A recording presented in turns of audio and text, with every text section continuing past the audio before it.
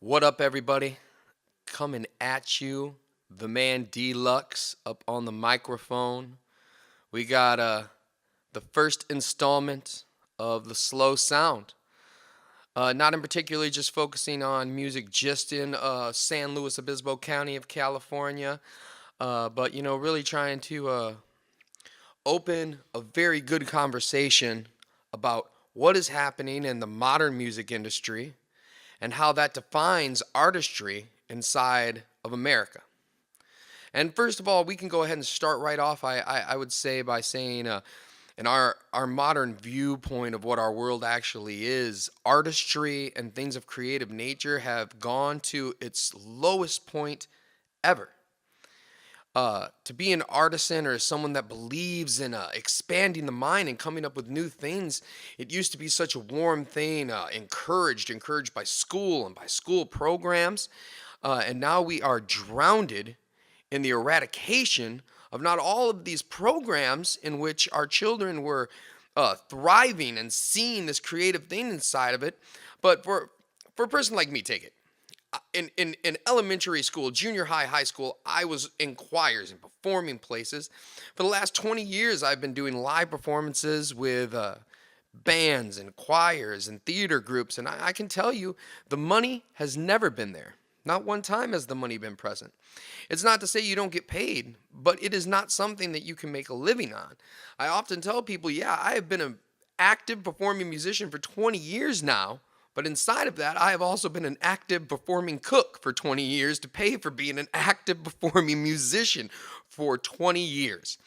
The other day I went out, and it's one thing that I believe in, and still being a musician and the pay equality in which we live inside of as musicians.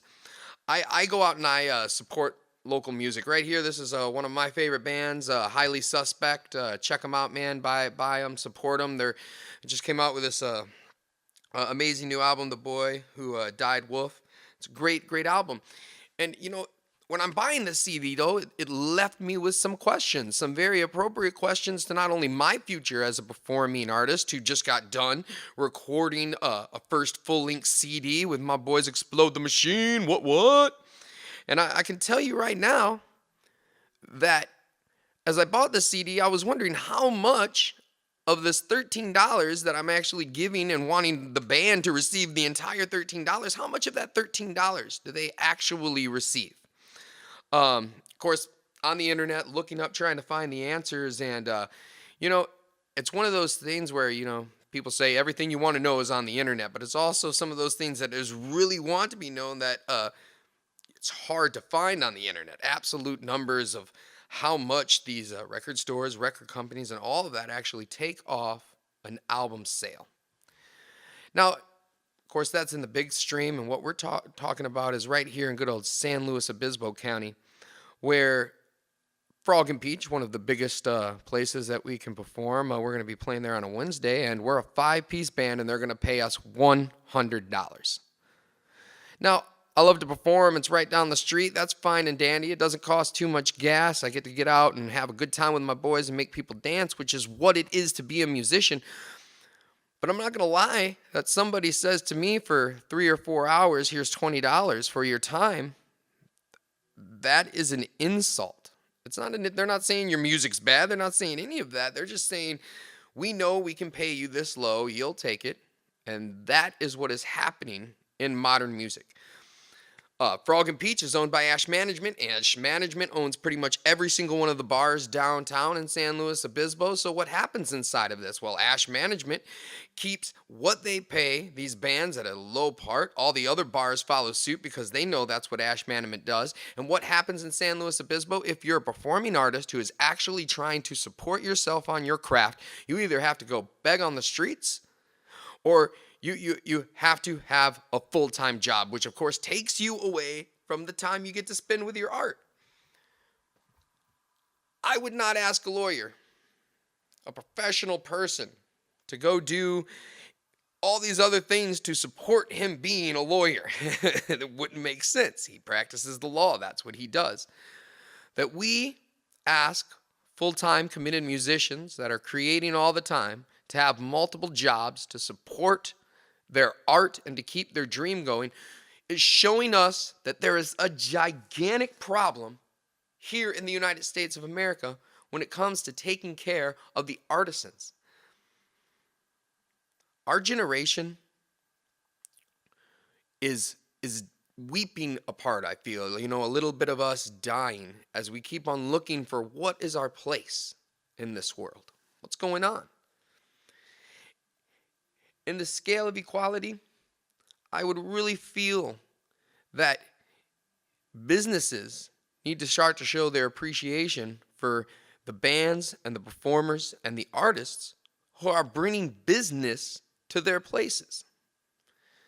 We're going to wrap this up here because, you know, you don't want to go on too long. You know, we're trying to keep this good. We want to make sure it's all shared. But I really want to say that, one, don't let the art die. When we let the art die, we take away the very important part that has led to revolution and expansion to the very doorstep of our technological advancements that we are at right now. It's because we let people who know and want to create, we gave them a space to create, and now we crush that. Don't crush it.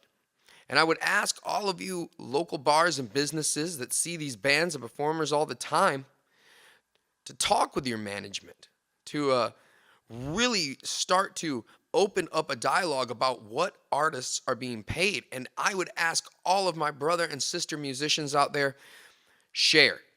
People think it's rude to talk about money. I don't think it's rude to talk about what we are being paid. If we are all being ripped off together, then we need to come together.